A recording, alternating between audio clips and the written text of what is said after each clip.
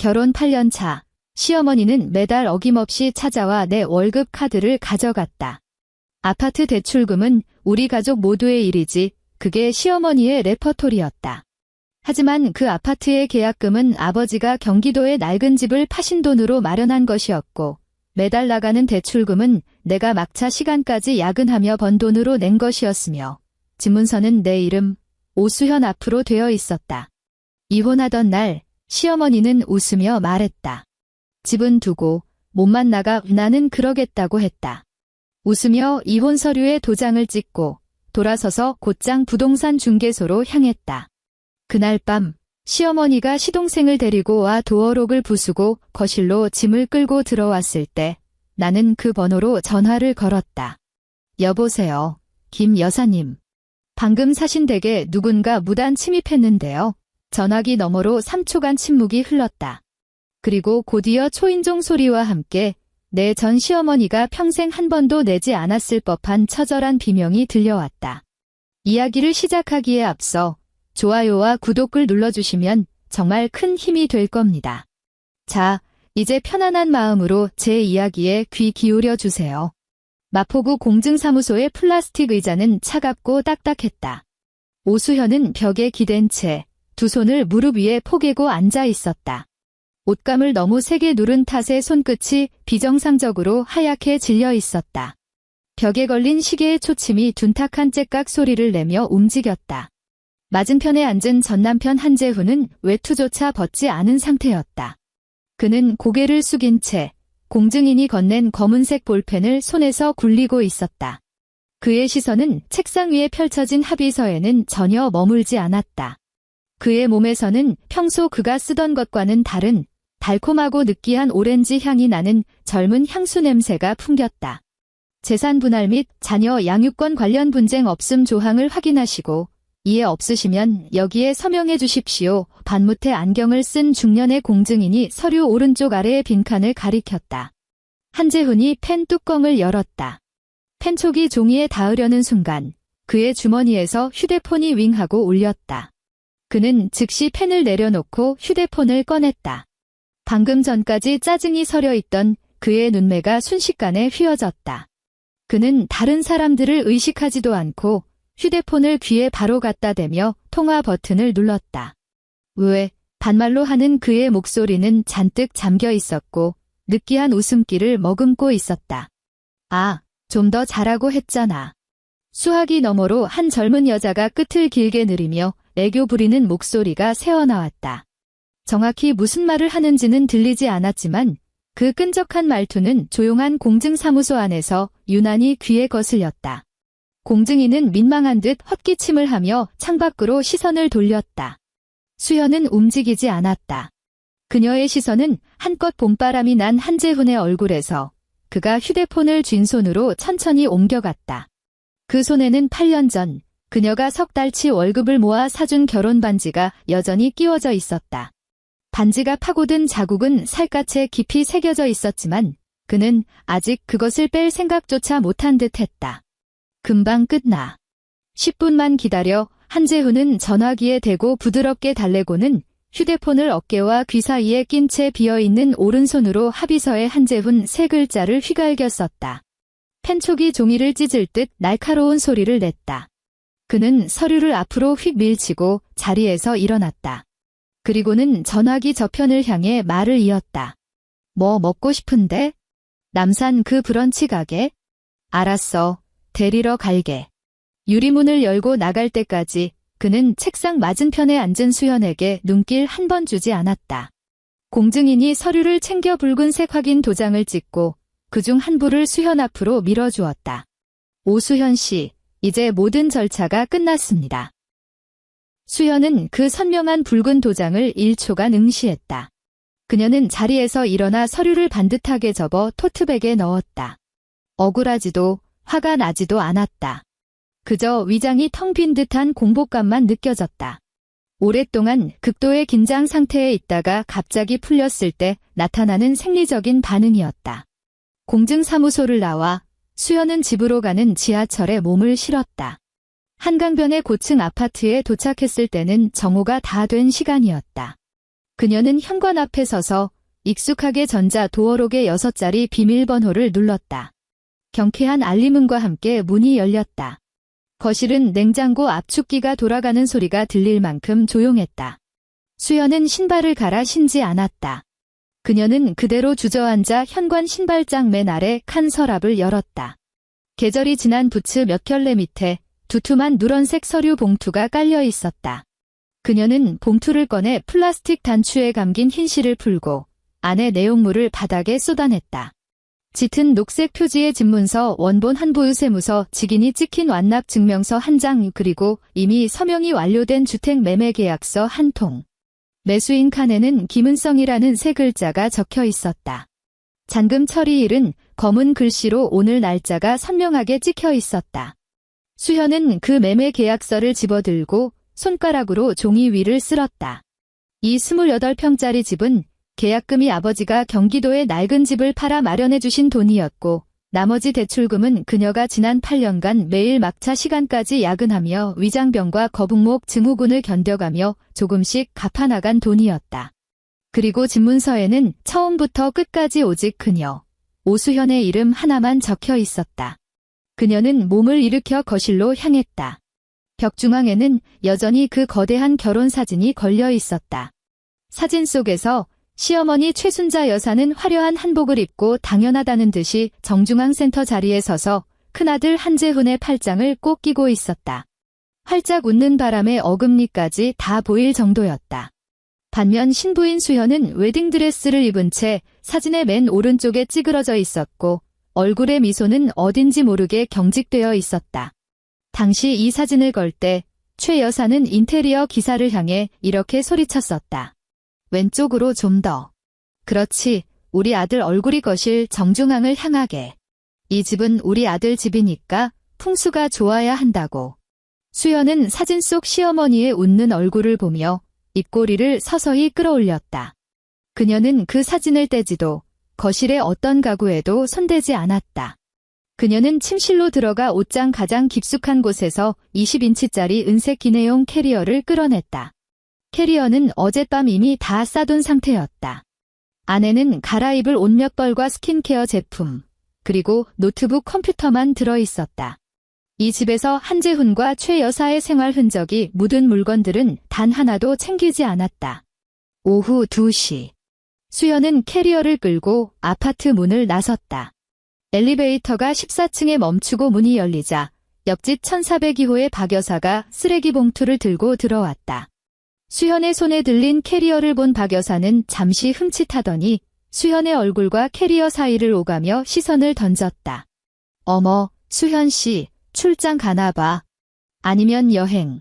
박 여사는 이웃 특유의 탐색적인 호기심을 담아 목소리를 낮췄다. 수현은 옆으로 반걸음 물러나 쓰레기 봉투에서 나는 냄새를 피하며 예의 바른 미소를 지었다. 네, 공기 좋은 데 가서 좀 쉬려고요. 하긴 요즘 서울 미세먼지가 너무 심하지. 나가서 바람 좀 쐬고 와야지. 박 여사가 고개를 끄덕이는 사이 엘리베이터는 1층에 도착했다. 수현은 캐리어를 끌고 공동 현관문을 나섰다. 초가을의 햇살이 얼굴에 내리쬐어 조금 눈이 부셨다. 주머니 속 휴대폰이 짧게 진동했다. 그녀는 걸음을 멈추고 한 손으로 화면 잠금을 풀었다. 은행 거래 알림 메시지였다. 고객님의 계좌 끝자리 4821에 9억 2천만 원이 입금되었습니다. 보낸 사람 김은성. 시가 9억 8천만 원짜리 이 한강뷰 아파트를 석 달 안에 급하게 처분하기 위해 조금 양보한 결과였다. 중개 수수료와 세금을 제하고 순수하게 손에 들어온 돈은 9억 2천만 원이었다. 수연은 그 긴 숫자 0을 좋기 10초는 바라보았다. 8년간의 숨막히는 생활, 매달 시어머니에게 월급 카드를 빼앗길 때의 굴욕감, 대출금은 가족이 다 같이 갚는 거지 라는 말을 들을 때마다 느꼈던 황당함이 이 순간 화면 속 차가운 숫자로 구체화되었다. 그녀는 휴대폰을 다시 주머니에 넣고 지나가던 택시를 잡아탔다. 오후 4시. 강남역 근처의 한 카페는 사람들로 시끌벅적했다. 수연은 창가 자리에 앉아 아이스 아메리카노 한 잔을 손에 쥐고 있었다. 얼음이 플라스틱 컵 벽에 부딪히며 청량한 소리를 냈다. 테이블 위에 놓인 휴대폰 화면이 밝아졌다. 노란색 채팅 풍선이 화면에 떠올랐다. 발신인은 최순자로 저장되어 있었다. 수현은 휴대폰을 들어 대화창을 열었다. 수현아, 그 집 도어록 비번 바꿨니? 재훈이 말이 내가 오늘 이사했다던데 내가 가서 좀 치워야겠다. 안부도, 걱정도, 심지어 가식적인 인사치레조차 생략된 메시지였다. 짧은 두 문장에서 전리품을 챙기러 가려는 조급함이 물씬 풍겼다. 수현은 화면의 글자들을 보며 이 글자들을 입력했을 최 여사의 턱을 치켜든 뻔뻔한 얼굴을 상상했다. 치운다고? 그저 자신이 값나가는 물건이라도 가져갔을까봐 서둘러 와서 자기 땅으로 만들고 싶을 뿐이겠지. 수현은 빨대를 입에 물고 씁쓸한 커피를 한 모금 빨아들였다. 그녀는 답장하지 않았다. 엄지손가락으로 화면을 왼쪽으로 밀어 메시지를 그대로 읽음 처리해버렸다. 그리고는 휴대폰을 테이블 위에 뒤집어 놓고 고개를 돌려 차가 빽빽한 강남대로를 바라보았다. 밤 9시. 한강에서 불어오는 바람은 제법 서늘했다. 아파트 아래의 센서 등은 오래되어 수리가 필요한지 희미한 빛을 내며 깜빡거렸다. 최순자 여사는 짙은 보라색 패딩 조끼를 걸친 채 주머니에 양손을 꽂고 연신발을 동동 굴렀다. 그녀의 옆에는 작은 아들 한재민이 서 있었다. 그는 무거운 검은색 공구함을 들고 어깨를 움츠리고 있었다. 빨리 올라가. 최 여사가 재민의 옆구리를 팔꿈치로 툭 쳤다. 그 계집애가 마음 바꿔서 한밤중에 돌아와 문을 잠가버리면 골치 아파진다고. 재민이 한숨을 쉬며 14층을 올려다봤다. 엄마, 형수님 이미 형이랑 도장 다 찍었다면서요. 집이 어디 도망가는 것도 아니고. 우리가 꼭 이렇게 한밤중에 와서 문을 따야 해요. 이웃들이 보면 뭐라고 생각하겠어요. 내가 뭘 알아. 최 여사가 목소리를 낮춰 쏘아붙였다. 내 형 그 물러터진 놈. 그 계집애가 눈물 몇 방울 흘리면 또 홀랑 넘어가서 몰래 열쇠를 돌려줄지 어떻게 알아? 이 집이 한강이 보이는 집이야. 계약금만 얼마가 들어갔는데. 내가 직접 확인 안 하면 잠이 안 와. 그녀는 재민을 떠밀어 엘리베이터에 태웠다. 14층에 도착했다.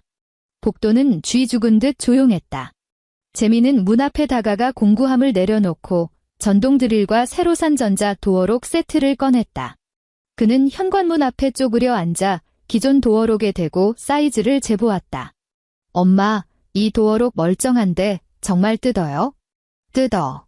그 계집애가 쓰던 물건인데 예비 비밀번호를 남겨뒀을지 누가 알아? 어서 해. 최 여사는 한 발짝 떨어진 곳에 서서 엘리베이터 쪽을 경계했다.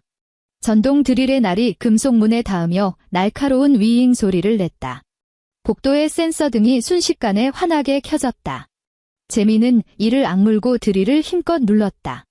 금속 파편이 타일 바닥으로 떨어져 내렸다. 옆집 1402호 문틈으로 빛이 새어나오더니 이내 슬리퍼 끄는 소리가 들렸다. 문이 살짝 열리고 박 여사가 얼굴을 반쯤 내밀었다. 아이고, 이 밤중에 무슨 일이에요? 최 여사는 즉시 웃는 얼굴로 바꿔 그녀에게 다가갔다. 아이고, 옆집 분이시죠? 죄송합니다. 제가 재훈이 엄마예요. 애들 집 도어록이 고장나서 집에 못 들어간다길래 작은 아들 시켜서 갈아주러 왔어요. 금방 끝나요. 금방. 박 여사는 땀을 뻘뻘 흘리며 쪼그려 앉은 재민과 최 여사를 의심스러운 눈초리로 번갈아 보더니 문 잠겼으면 열쇠공을 부르지 하고 중얼거리며 문을 다시 닫았다. 동작 좀 빨리 해. 최 여사가 뒤돌아 재민의 엉덩이를 발로 찼다. 딸칵 소리와 함께 낡은 잠금 장치가 억지로 뽑혀 나왔다. 재민은 재빨리 새 도어록을 설치하고 06개를 새 비밀번호로 설정했다. 그가 손잡이를 눌렀다. 문이 열렸다. 최 여사는 앞을 가로막는 재민을 밀치고 가장 먼저 현관으로 뛰어들어갔다. 그녀는 신발도 벗지 않고 양말 바람으로 거실에 들어섰다. 복도에서 새어들어오는 빛에 의지해 벽의 스위치를 눌렀다. 거실 천장등이 켜지는 순간 최 여사는 그 자리에 얼어붙었다. 텅 비어 있었다. 가죽 소파는 사라지고 나무 바닥에 4개의 얕은 자국만 남아 있었다. 75인치 텔레비전도 사라지고 벽에는 휑한 브라켓만 남아 있었다. 심지어 거실 창의 암막 커튼까지 깨끗하게 떼어가서 바깥에 가로등 불빛이 거침없이 쏟아져 들어왔다. 벽에 미처 떼지 못한 결혼사진을 제외하고 온 거실은 마치 도둑이라도 든 것처럼 쓰레기통 하나 남아있지 않았다. 공구함을 들고 들어온 재민도 그 광경을 보고는 숨을 헉 들이켰다. 형도 진짜 독하네. 형수한테 진짜 머리카락 한 올도 안 남겨줬네. 형수님 나갈 때 얼마나 화났을까? 화는 무슨 화. 알거지로 쫓겨나는 주제에 감히 우리 한씨 집안 물건을 탐내 최 여사는 정신을 차리더니 화를 내기는커녕 허벅지를 탁 치며 웃음을 터뜨렸다. 잘 됐네. 아주 깨끗하게 나가주셨어. 내 돈 들여서 쓰레기 봉투 사서 걔 잡동사니 버릴 뻔했는데. 그녀는 텅 빈 거실을 이리저리 걸어 다녔다. 가구 없는 방에서 발소리가 공허하게 울렸다. 그녀는 거실 창가로 다가가 한강 위를 떠다니는 유람선의 불빛을 보며 탐욕으로 눈을 빛냈다. 그녀는 고개를 돌려 아직도 현관에 멍하니 서 있는 재민을 보고 큰 소리로 말했다. 재민아, 너 마침 그 전셋집 계약도 곧 끝나지? 내일 당장 내 처자식 데리고 다 이리로 들어와 살아. 여긴 한강이 보이는 아파트라고. 너희 그 썩어가는 집 진작에 이사했어야지. 재민이 어리둥절해하며 물었다. 엄마, 이 집 형 집이잖아요. 우리가 들어오면 형은 어디서 살아요? 내 형은 지금 그 어린 애인이랑 사느라 이쪽은 신경도 안 써. 최 여사는 손을 휘저으며 안방으로 향했다. 내 형 그 흐리멍덩한 놈, 혼자 살게 놔두면 또 어느 날 다른 여자한테 홀랑 넘어갈지 몰라. 이 집, 엄마가 너희들 주기로 결정했다. 그녀가 안방 문을 열자 그곳 역시 텅 비어 있고 무거운 원목 더블 침대 프레임 하나만 덩그러니 남아 있었다. 최 여사는 들고 온 커다란 천가방에서 미리 준비해온 꽃무늬 침대 시트를 꺼냈다. 시트에서는 지독한 나프탈렌 냄새가 났다. 그녀는 능숙한 솜씨로 딱딱한 침대 위에 시트를 깔며 중얼거렸다. 이 제일 큰 방은 내가 쓸게. 저 작은 방은 너희 부부가 쓰고 제일 작은 방은 애들 공부방으로 만들자. 그래, 그렇게 정했다. 재민은 말이 없었다. 그는 발코니로 나가 창문을 열고 담배 한 개비를 꺼내 물었다. 가을바람이 연기를 흩뜨렸다. 그는 아래를 내려다보며 개미처럼 움직이는 차들을 보다가 다시 안방에서 가구 놓을 자리를 재고 있는 어머니를 돌아보았다. 형은 진짜 바보야. 그는 연기를 한 모금 뱉어내며 나직이 중얼거렸다. 이렇게 좋은 집을 두고 헤어지다니. 밤 11시. 최 여사는 거실 바닥에 깔린 난방 매트 위에 책상 다리를 하고 앉아 있었다.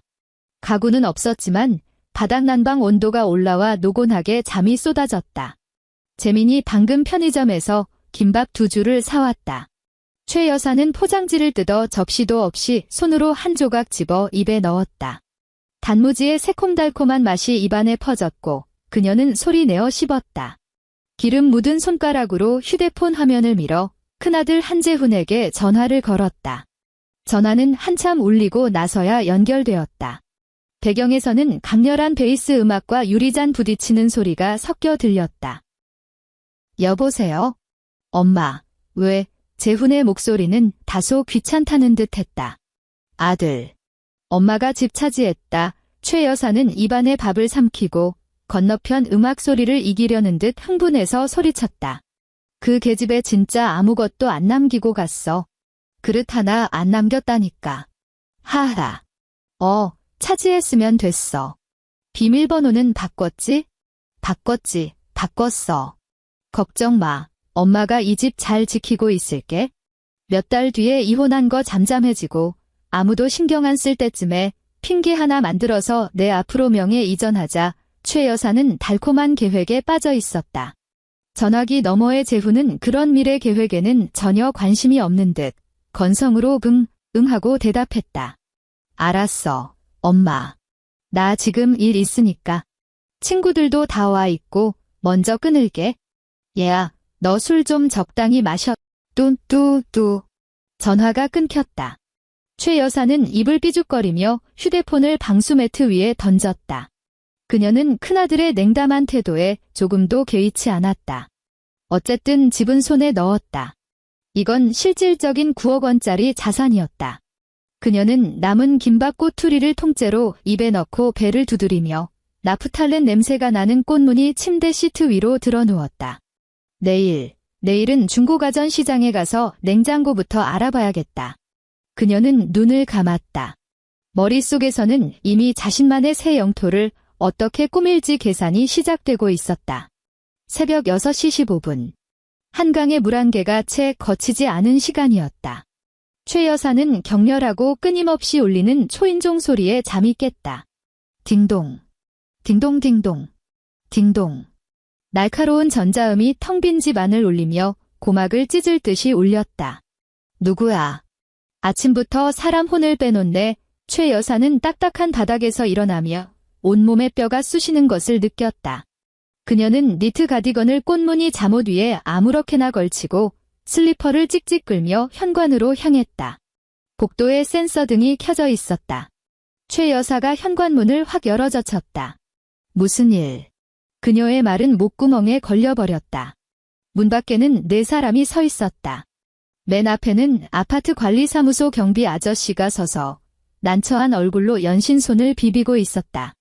경비원 옆에는 베이지색 트렌치코트를 입은 여자가 서 있었다. 40대쯤으로 보이는 여자는 잔머리 하나 없이 완벽하게 정돈된 모습이었고 손에는 검은색 가죽 서류 파일을 들고 있었다. 그리고 그 여자 뒤에는 광명 이사라고 적힌 노란 조끼를 입은 건장한 남자 2명이 버티고 서 있었다. 두 인부는 팔짱을 낀 채 불만스러운 표정으로 문 안쪽을 쏘아보고 있었다. 누구신데요? 최 여사의 기세는 무의식적으로 반쯤 꺾였다. 트렌치코트를 입은 여자가 최 여사의 꽃무늬 잠옷을 위아래로 훑어보더니 시선은 그녀의 어깨 너머로 텅 빈 거실을 쓱 훑었다. 여자의 눈빛에는 분노가 아닌 마치 더러운 것을 보는 듯한 냉담함만 가득했다. 누구시죠? 여자의 목소리는 한치의 흔들림도 없이 평온했다. 왜 제 집에 계신 겁니까? 최 여사는 좋기 3초는 멍하니 서 있었다. 뇌가 그 문장의 의미를 처리하고 나자 그녀는 본능적으로 목소리를 높였다. 침이 튀었다. 내 집. 당신 미쳤어. 이건 내 아들 집이야. 어디서 굴러먹던 사기꾼이 와서 남의 집에다 대고 행패야. 그녀는 고개를 돌려 경비 아저씨에게 소리쳤다. 관리사무소는 일 똑바로 안 해요. 어디 개나 소나 다 올려보내고. 빨리 이 사람들 안 끌어내고 뭐 해요. 경비 아저씨는 목을 움츠리며 대답을 피했다. 베이지색 트렌치코트의 여자 김은성은 눈 하나 깜짝하지 않았다. 그녀는 태연하게 손에 든 가죽 파일을 열어 붉은 법원직인이 찍힌 종이 한 장을 꺼내 최 여사의 눈앞에 바싹 들이밀었다. 똑똑히 보세요. 김은성의 손가락이 종이 가운데 한 줄을 가리켰다. 최 여사는 노안이 온 눈을 가늘게 뜨고 가까이 다가가 들여다보았다. 그것은 서울지방법원에서 발급한 부동산 등기부등본이었다. 소유권자란에는 선명하게 3글자가 찍혀 있었다. 김윤, 성 취득일란에는 이렇게 적혀 있었다. 2025년 10월 15일. 바로 어제였다. 최 여사는 그 선명한 붉은 도장을 응시했다. 그녀는 수많은 법률 용어는 몰랐지만 그 날짜와 소유권자라는 글자는 알아볼 수 있었다. 그녀의 얼굴에서 핏기가 눈에 띄게 사라졌다. 분노로 붉어졌던 얼굴이 순식간에 새하얗게 질렸다. 말도 안 돼. 이건 불가능해. 그녀는 그 종이를 밀쳐내며 목소리를 떨었다. 이 집은 내 며느리? 아니, 오수연 이름으로 되어 있었어. 어떻게 당신 이름으로 바뀔 수가 있어. 김은성은 등본을 거두어 파일에 다시 넣었다. 그녀는 더 이상 최 여사를 쳐다보지도 않고 주머니에서 휴대폰을 꺼내 112를 눌렀다. 여보세요. 경찰서죠. 마포구 강변 아파트 1401호입니다. 어제 막등기 이전한 제 집에 지금 신원 불명의 사람이 무단으로 침입해 있습니다. 도어록은 강제로 파손된 상태고요. 즉시 출동 바랍니다. 전화가 끊기는 소리가 이른 아침 복도에서 유난히 선명하게 울렸다. 경찰이 현장에 도착하기까지는 11분이 걸렸다. 그 길고도 짧은 11분 동안 1401호의 현관은 지옥의 입구가 되었다. 최 여사의 두 손은 채를 치듯 떨렸다.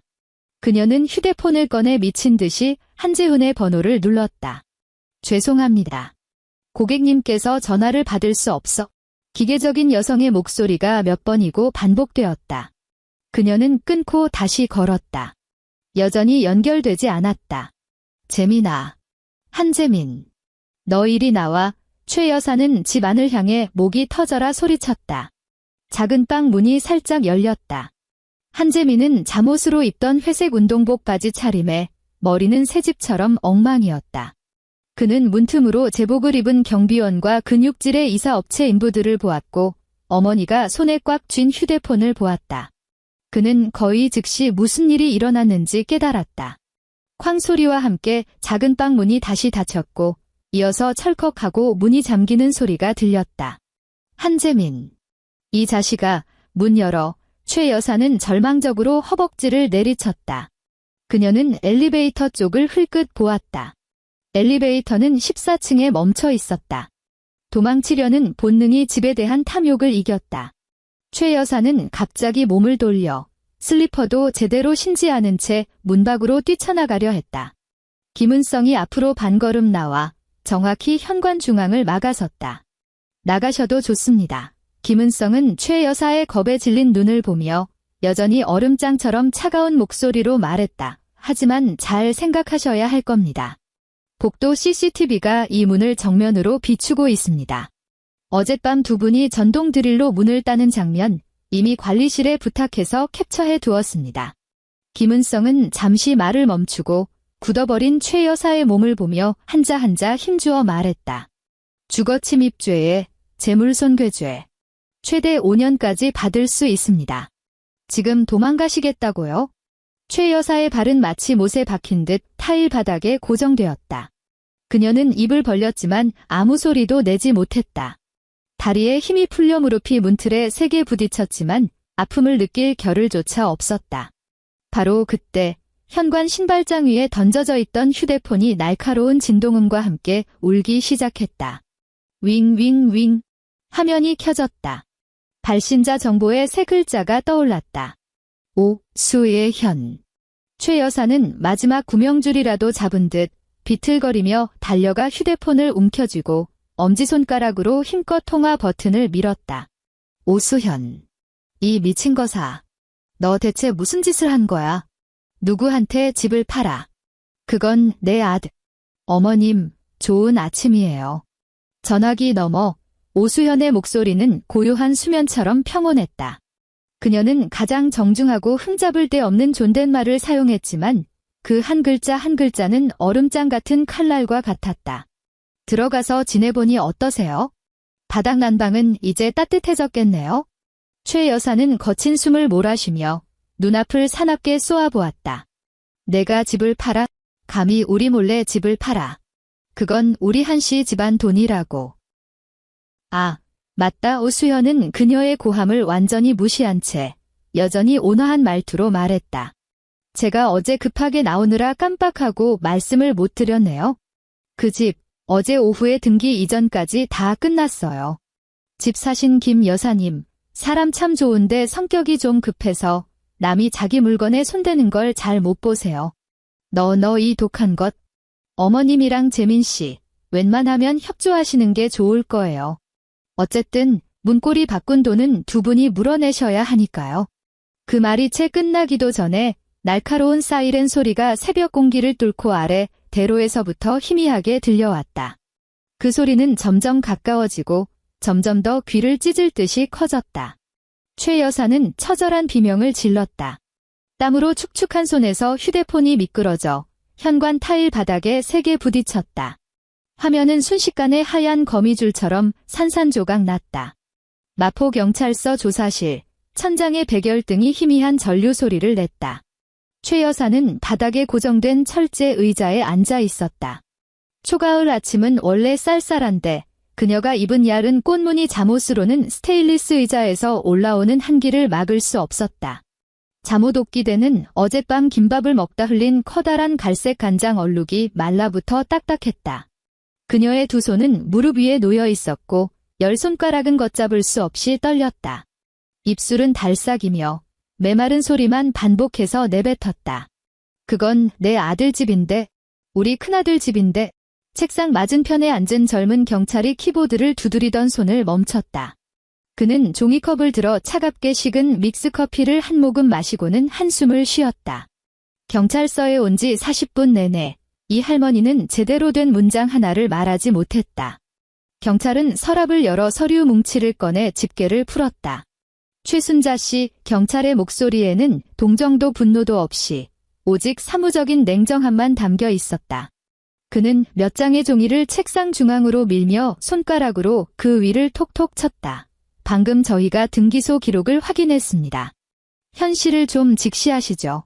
최 여사의 눈은 핏발이 선 채 빽빽한 검은 글씨가 인쇄된 종이를 뚫어져라 쳐다보았다.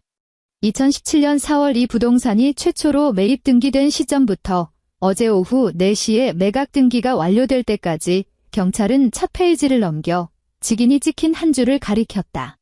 지난 8년간 이 한강뷰 아파트의 등기상 소유권자는 처음부터 끝까지 조수현 단 한 명이었습니다. 말도 안 돼. 최 여사가 허리를 벌떡 세우자 철제 의자가 귀에 거슬리는 마찰음을 냈다. 계약금도 우리가 냈고 대출금도 내 아들이 갚았다고. 어떻게 그 여자 이름만 있을 수가 있어. 경찰은 법적 서류만 봅니다. 경찰은 그녀의 말을 가차없이 자르고 어제 막 발급된 완납 증명서와 매매계약서 사본을 나란히 펼쳤다. 한재훈 씨는 이 부동산의 공동 명의자였던 적이 없습니다. 법적으로 이 집에 대한 어떠한 처분 권한도 없다는 뜻입니다. 현재 이 집의 합법적인 주인은 김은성 씨입니다. 경찰은 서류를 모아 책상에 탁탁 쳐서 가지런히 정리한 후 다시 집게로 고정했다. 최순자 씨와 또 다른 용의자 한재민 씨는 현 소유주의 허락 없이 전동 드릴을 사용해 강제로 도어록을 파손하고 실내에 진입했습니다. 복도 CCTV에 두 분의 범행이 아주 선명하게 찍혔습니다. 경찰은 고개를 들어 최 여사의 눈을 날카롭게 직시했다. 현재 주거침입죄 및 재물손괴죄 혐의를 받고 계십니다. 이건 형사사건입니다. 형사사건이라는 네 글자는 마치 무거운 망치처럼 최 여사의 가슴을 내리쳤다. 그녀는 입을 크게 벌리고 무대 던져진 물고기처럼 목에서 쌕쌕거리는 소리만 낼 뿐 한마디도 반박하지 못했다. 조사실 밖 로비에서 어지러운 발소리가 들려왔다. 문이 열리고 한재훈이 숨을 헐떡이며 뛰어들어왔다. 그는 외투도 없이 파란색과 흰색 줄무늬 셔츠 한 장만 입고 있었다. 너무 급하게 일어난 탓에 셔츠의 세 번째 단추가 네 번째 단추 구멍에 잘못 끼워져 있었고 비뚤어진 옷깃 사이로 쇄골이 드러났다. 그의 머리는 헝클어져 있었고 그가 움직일 때마다 공기 중에는 젊은 여자의 값싼 향수 냄새와 밤새 묵은 숙취 냄새가 뒤섞여 퍼졌다. 최 여사는 그 소리에 느릿하게 고개를 돌렸다. 큰아들의 얼굴을 확인하는 순간 그녀의 잿빛 눈에 갑자기 살고 싶다는 빛이 터져나왔다. 재훈아. 아들아. 그녀는 일어나려고 발버둥 쳤지만 등 뒤에 경찰이 어깨를 눌렀다. 그녀는 목을 길게 빼고 구명줄이라도 잡듯 한재훈을 향해 울부짖었다. 내가 빨리 말해. 경찰한테 저 집이 내 거라고 말해. 오수현 그 독한 년이 우리 집을 훔쳐간 거라고. 빨리 엄마 좀 꺼내줘. 한재훈은 걸음을 멈췄다. 그는 조사실 책상에서 2미터 떨어진 곳에 서서 더 다가오지 않았다. 그의 시선은 최 여사에게 향했다. 마른 잡초처럼 헝클어진 어머니의 머리, 우스꽝스러운 꽃무늬 잠옷, 옵기대 역겨운 간장 자국, 그리고 주위 경찰들이 자신에게 던지는 탐색적이고 경멸적인 시선. 한재훈은 관자놀이가 욱신거리는 것을 느꼈다. 현장에서 도망치고 싶은 강렬한 수치심이 순식간에 어머니에 대한 걱정을 집어삼켰다. 그는 다가가 허공에 뻗은 어머니의 손을 잡아주지 않았다. 그는 반걸음 뒤로 물러나 오른손을 들어 얼굴을 세게 문지르며 목소리를 낮춰 이빨 사이로 두 글자를 쥐어짰다. 쪽팔려. 그 두 글자는 큰 소리가 아니었지만 조용한 조사실 안에서는 모든 사람의 귀에 선명하게 들렸다. 허공에 뻗어있던 최 여사의 손이 그대로 굳었다. 그녀는 짜증과 혐오로 가득 찬 큰아들의 얼굴을 멍하니 바라보았다. 평생 모든 가장 좋은 것을 이 장남에게 주었다. 며느리 앞에서 아들의 길을 세워주기 위해 매달 월급 카드를 수거했고 이 집을 뺏어주기 위해 한밤중에 작은 아들을 데리고 문을 땄다. 그런데 지금 그녀의 아들은 그녀가 쪽팔리다고 했다. 최 여사의 몸에서 힘이 마치 마개가 뽑힌 욕조의 물처럼 조금씩 빠져나갔다. 그녀의 팔은 허벅지 위로 힘없이 떨어졌고 꼿꼿했던 등은 구부러졌다. 온몸이 뼈가 제거된 연체동물처럼 차가운 철제 의자 위로 진흙처럼 무너져 내렸다. 그녀는 더 이상 울부짖지도 말하지도 않고 그저 바닥 타일 틈새를 멍하니 응시할 뿐이었다. 한재훈은 조사실을 나와 짜증스럽게 머리를 헝클이며 로비의 민원인 대기 공간으로 향했다. 김은성은 대기 공간의 긴 의자에 앉아 있었다. 그녀는 여전히 흠잡을 데 없는 베이지색 트렌치 코트를 입고 방금 밖에서 사온 듯한 따뜻한 커피를 들고 있었다. 한재훈이 다가오는 것을 보고 그녀는 꼬았던 다리를 풀고 일어섰다. 한재훈 씨죠. 김은성의 목소리는 그녀의 화장만큼이나 차갑고 딱딱했다. 한재훈은 미간을 찌푸리며 평소 회사에서 부하 직원에게 말하던 투로 거들먹거렸다. 당신이 그 집 산 사람이에요. 이건 오해입니다. 그 집은 원래 우리 집안 재산 문제로 얽혀 있었고 당신이? 김은성은 그의 헛소리를 들어줄 생각이 전혀 없었다. 그녀는 트렌치코트 주머니에서 금박 글씨가 인쇄된 명함을 꺼내 두 손가락으로 집어 한재훈의 눈앞에 내밀었다. 제 변호사 명함입니다. 김은성은 그의 장광설을 끊었다. 파손된 현관문 프레임 수리비, 새 도어록 교체비, 제 업무 손실 비용, 그리고 이른 아침에 받은 정신적 충격에 대한 피해 보상금까지. 총 450만 원입니다. 한재훈은 눈을 크게 뜨며 목소리를 높였다. 450만 원. 문고리 하나 가는데 기껏해야 몇십만 원인데. 이거 완전 협박이잖아. 어떻게 생각하시든 상관없습니다. 김은성은 손가락을 놓았고 명함은 가볍게 한재훈의 발치에 떨어졌다. 그녀는 커피를 들어 눈앞에서 길길이 날뛰는 남자를 내려다보았다. 3일 드립니다. 3일 안에 명함 뒷면에 적힌 계좌로 450만 원 입금하세요. 1원이라도 부족하거나 하루라도 늦어지면 변호사를 통해 즉시 법원에 추가 고소장을 제출할 겁니다. 그때는 법정에 가서 판사님한테 이게 협박인지 아닌지 설명해 보시죠. 말을 마친 김은성은 더 이상 눈길 한 번 주지 않고 경찰서 정문을 향해 돌아섰다. 그녀의 하이힐 굽이 대리석 바닥을 두드리며 맑고 규칙적인 또각, 또각, 또각 소리를 냈다. 그 한 걸음 한 걸음이 마치 한재훈의 졸아붙은 심장을 세게 짓밟은 것 같았다. 오후 2시. 한재훈은 경찰서 밖에 세워둔 차 운전석에 앉아 있었다. 숙취로 인한 두통 때문에 그는 계속해서 미간을 주물렀다. 그는 바지 주머니에서 휴대폰을 꺼내 메신저 앱을 열었다. 연락처 목록 맨 끝에서 그는 오수현의 이름을 찾았다. 그는 그녀의 프로필을 눌렀다. 한강변에서 함께 찍은 사진이 걸려있던 프로필 사진은 어느새 바뀌어 있었다. 지금의 프로필 사진은 색감이 화사한 풍경 사진이었다. 사진 속에는 제주도의 푸른 하늘과 흰 파도가 부서지는 해안선이 담겨 있었다. 화면 한 구석에는 소박한 나무 테이블이 있었고 그 위에는 탄산기포가 올라오는 귤 에이드 한 잔이 놓여 있었다. 사람은 없었지만 화면을 통해서도 바닷바람이 얼굴을 스치는 듯한 여유와 상쾌함이 느껴졌다. 한재훈은 그 귤 에이드를 뚫어져라 쳐다보았다. 그의 눈에서는 거의 불이 뿜어져 나올 것 같았다. 그의 어머니는 아직 유치장에서 보석 절차를 기다리고 있고 그의 동생은 겁에 질려 전화조차 받지 않았다. 그리고 그는 450만 원의 배상금뿐만 아니라 중간에 자리를 떴다는 이유로 어린 여자친구가 보내온 불평 메시지 세례까지 감당해야 했다. 그런데 이 모든 일의 원흉은 제주도에서 바다를 보고 있었다. 그는 엄지손가락으로 화면 키보드를 세게 두드려 한 줄의 글자를 썼다. 진명의 이전, 너 석 달 전부터 계획한 거지? 대체 무슨 속셈이었던 거야? 전송 버튼을 눌렀다. 초록색 말풍선이 위로 떠올랐다. 말풍선 왼쪽 하단에 상대방이 아직 읽지 않았음을 의미하는 작은 숫자 1분이 나타났다. 한재훈은 휴대폰을 조수석에 던지고 담배 한 개비를 꺼내 물었다. 그는 맹렬하게 담배를 피웠고 차 안은 금세 짙은 담배 연기로 자욱해졌다. 5분이 지났다. 그는 휴대폰을 들어 확인했다. 그 딜부는 여전히 그 자리에 있었다. 30분이 지났다. 그 딜부는 여전히 조용히 그곳에 머물러 있었다. 이제부터 저 숫자는 영원히 사라지지 않을 것이다. 2주 후 서울지방검찰청의 기소장이 정식으로 발부되었다. 최순자 여사는 증거가 명백하여 주거침입 및 재물손괴죄로 정식 기소되었다.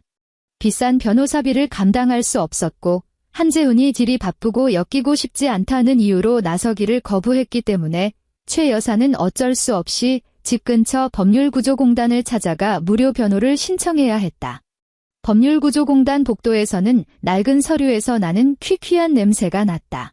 최 여사는 페인트가 벗겨진 나무 의자에 앉아 보풀이 인천 가방을 손에 꼭 쥐고 있었다. 그녀를 상담한 사람은 사법시험에 막 합격한 듯한 젊은 변호사였다. 젊은 변호사의 눈 밑에는 짙은 다크서클이 있었고 책상 위에는 서류가 산더미처럼 쌓여 있었다.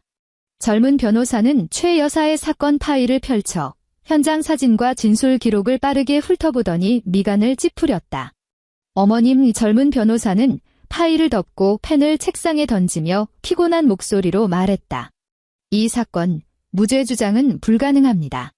복도 CCTV가 고화질이라서 아드님이 들고 있던 전동드릴 브랜드까지 선명하게 찍혔습니다. 게다가 신고인은 완벽하게 합법적인 부동산 소유권을 가지고 있고요.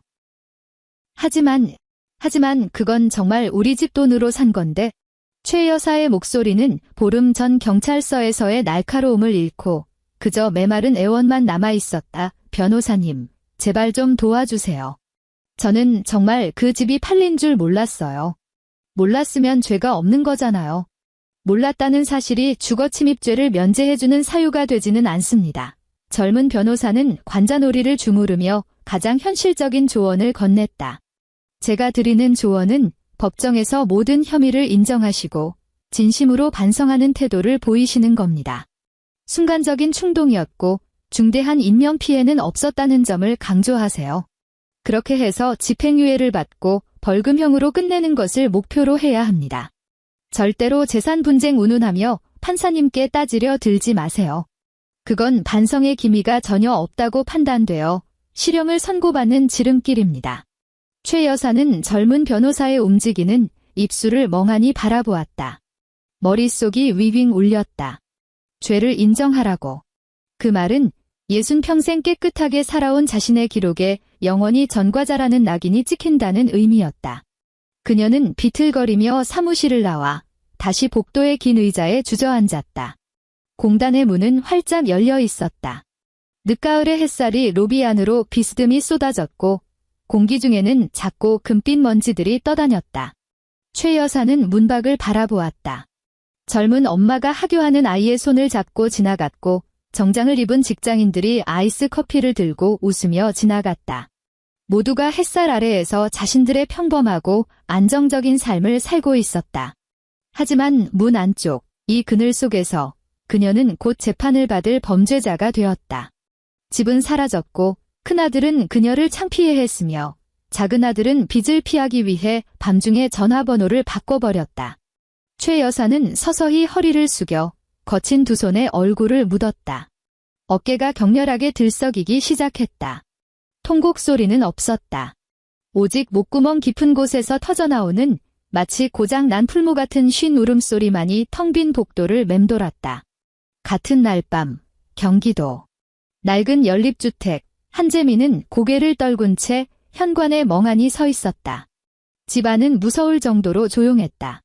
평소 같으면 텔레비전에서 흘러나오던 만화 영화 소리도, 아내가 부엌에서 도마질하던 소리도, 3살배기 아들이 마룻바닥을 뛰어다니던 파닥파닥 발소리도 들리지 않았다. 신발장은 텅 비어 있었고 아내와 아들의 신발은 모두 사라졌다.